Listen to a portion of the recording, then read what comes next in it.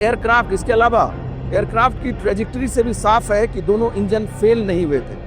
ये भी बड़ी इंपॉर्टेंट चीज़ है कि एयरक्राफ्ट जो है अचानक से नोज डाइव नहीं किया। जब अगर एयरक्राफ्ट के दोनों इंजन फेल हो जाते हैं तो एयरक्राफ्ट किसी पत्थर की तरह सीधे नीचे की ओर डाइव करता है, लेकिन जिस आराम से धीरे धीरे जो है प्लेन नीचे आया है, उससे साफ जाहिर है कि प्लेन के दोनों इंजन जो है वो फेल नहीं हुए थे। अगर दोनों इंजन फेल होते तो विमान बहुत तेज़ी से नीचे गिरता।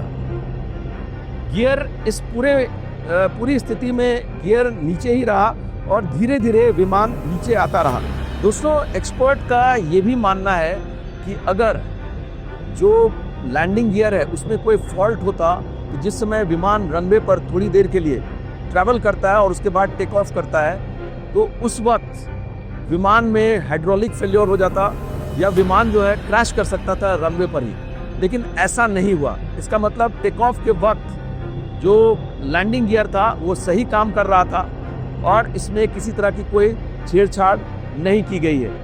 इसमें होता क्या है कि अगर लैंडिंग गियर से किसी तरह की छेड़छाड़ की गई होती है तो उसमें एक विमान के अंदर एक सर्किट होता है जो कि लैंडिंग गियर को भी कंट्रोल करता है। उससे संबंधित डाटा, लैंडिंग गियर की क्या स्थिति है, उससे संबंधित जो जानकारी उस सर्किट के जरिए पायलट को मिलती रहती है। तो अगर लैंडिंग गियर में कोई प्रॉब्लम रहा होता, वो लैंडिंग गियर जो कि टेक ऑफ के बाद भी काफ़ी वक्त तक लैंडिंग गियर डाउन ही रहा, वो अप नहीं हो पाया, जिसकी वजह से विमान को पूरा एलिवेशन नहीं मिल पाया।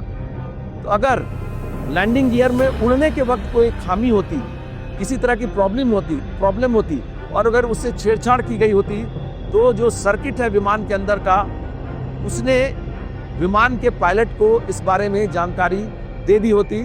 तो सवाल है कि लैंडिंग गियर उड़ने के वक्त जो कहा जा रहा है कि लैंडिंग गियर में भी खराबी हो सकती है या छेड़छाड़ की जा सकती है, ये ऐसा संभव दिखाई नहीं दे रहा है।